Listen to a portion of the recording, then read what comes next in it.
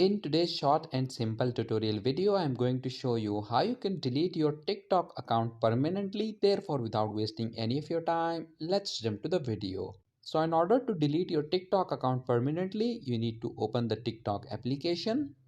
Go to your profile. At the top right corner, you will see these three horizontal lines. So click on it and then go to settings and privacy.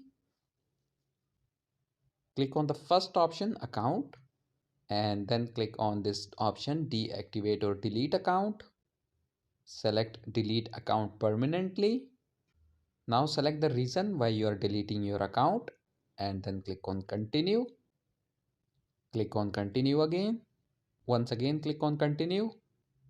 So now a verification code will be sent to your phone number that is linked with your TikTok account. And once you have received the verification code, all you have to do is to paste it here and then click on this delete account option. And once you click on it, your TikTok account will be deleted permanently. So that was it for this video, and I'll see you guys in the next one. Peace out.